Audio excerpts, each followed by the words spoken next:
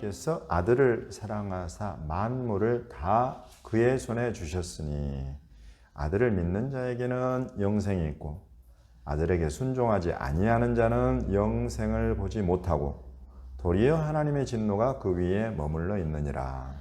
이것이 하나님의 뜻입니다. 그러니까 하나님께 지음을 받은 저희들로서는 하나님이 정하신 뜻을 알고 그것을 두려워하고 떨므로 복종하고 순종하는 그곳에 우리의 구원이 있는 줄을 믿습니다. 여러분, 저와 여러분이 다 똑같은 죄인들이에요. 경건하지 않고 다 부족함과 연약함이 있고 어깨나 가슴에 큰 돌덩이들이 있고 여러분 인생의 무거운 짐 또 여러 가지 육신의 세상에 여러분 얼마나 우리가 부족함과 죄 가운데 살아가는지 모릅니다.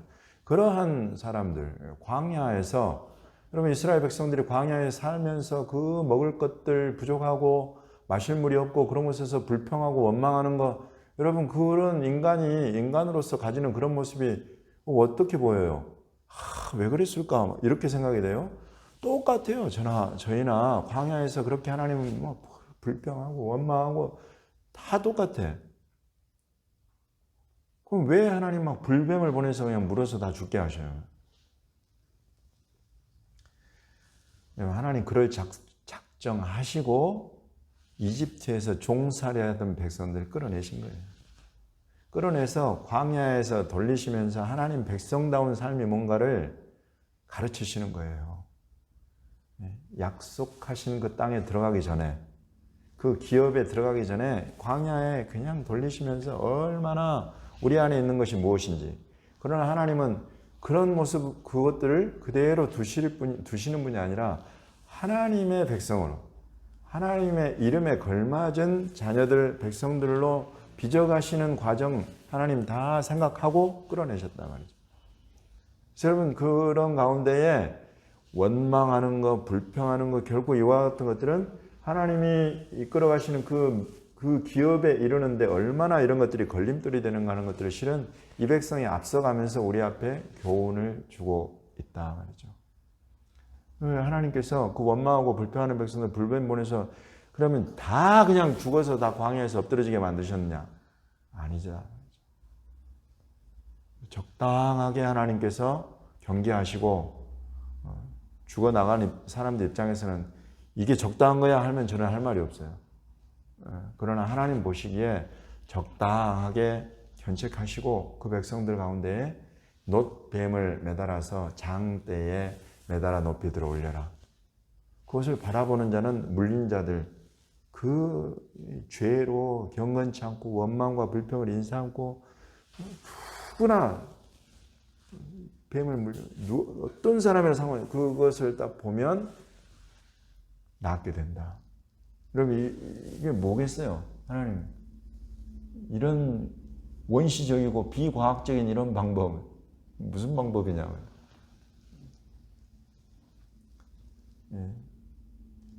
이런 구원과 생명을 얻는 길은 저와 여러분으로부터 나는 것이 하나도 없다 이것입니다.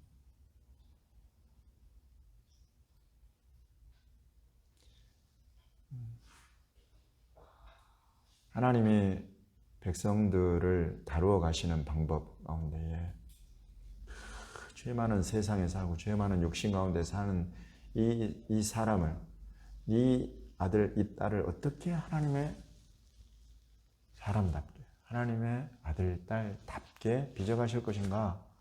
여러분 여기에 대한 주권이 정말 우리 하나님 손에 있어요.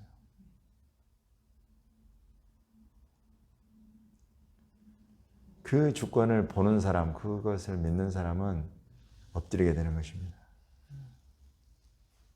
하나님 앞에 겸손하게 엎드리고 네 곁에 있는 저 사람은 왜 저 모양일까? 저거밖에 안 돼. 이런 사람들 앞에 아니구나. 나나 저 사람이나 하나님 보시기에 똑같은 죄인이구나. 이런 것들을 우리가 배워가면서 어떻게 보면 가장 사회성, 고등 사회성을 배울 수 있는 사람들이 주님의 사람들이에요. 그러면서 이 사람을 보는 눈이 이게 비난과 정죄와 이런 것에서 점차 긍휼의 눈으로 바꿔버려요. 점차 이해의 눈으로 바꿔져 버린단 말이죠. 관용, 포용하게 되고, 여러분 이런 것들 심지어 모세조차도 여러분 배워가는 길이에요. 거역한 너희여. 조금 더 훈련되어서 성장했다고 보면 이제 이렇게 하나님을 거역하고 거스리고 대적하는 이런 어떻게 이게 교회인가 막 여러분 이런 생각 가지게 될 그런 때들이 와요. 모세도 어느 틈엔가 그런 절에 딱 가 있어요. 그렇게 이전에 한번 무리바 물을 경험하고 물이 없어서 그때도 반석에서 물이 나왔던 걸 그새 까먹고 말이지. 다시 물이 없다고 자기한테 와서 불평하고 원망하고 싸우고 하나님을 대적하고 막 이런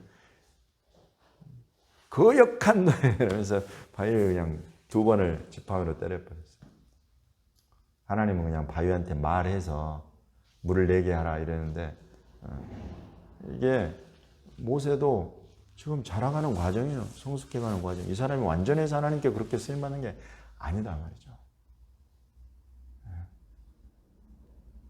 똑같이 리더십이나 그 안에 있는 백성이나 똑같이 하나님의 다루심 가운데에서 어떻게 하나님의 사람답게 하나님의 백성답게 세워져 가는가 이게 훈련이 되고 이럴 때 하나님은 항상 이 구원의 길을 내시는데 이 놋뱀을 매달아서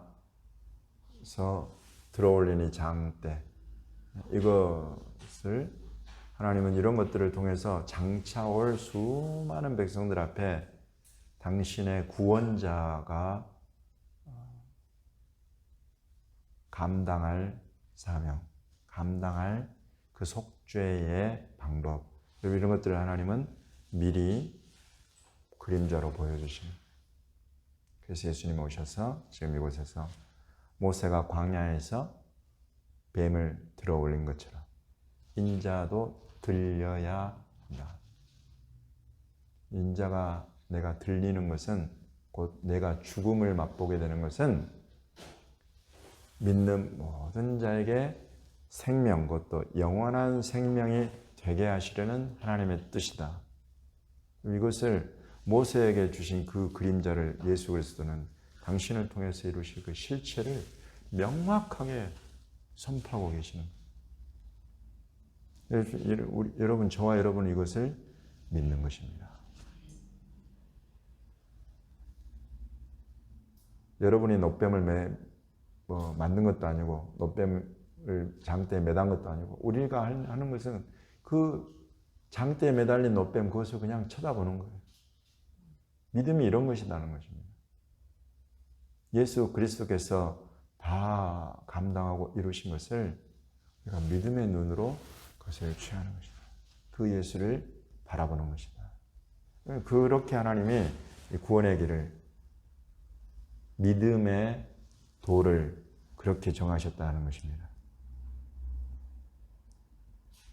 그러니 저와 여러분 중에 누가 자랑할 사람이 어디 있어요? 자랑하는 사람이 아니라 우리는 사랑할 사람들이다.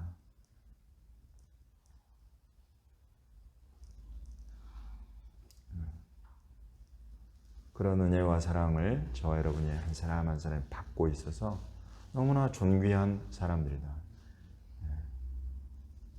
때로는 우리가 이걸 종종 너무 자주 잊어버릴 때가 있어요. 그러나 이렇게 말씀이 또 성령이 예수 그리스도께서 계속 우리를 상기시키면서 우리를 서로 이해하고 사랑하고 관용하고 포용하게 만든다. 그런 은혜가 있는 줄로 믿습니다.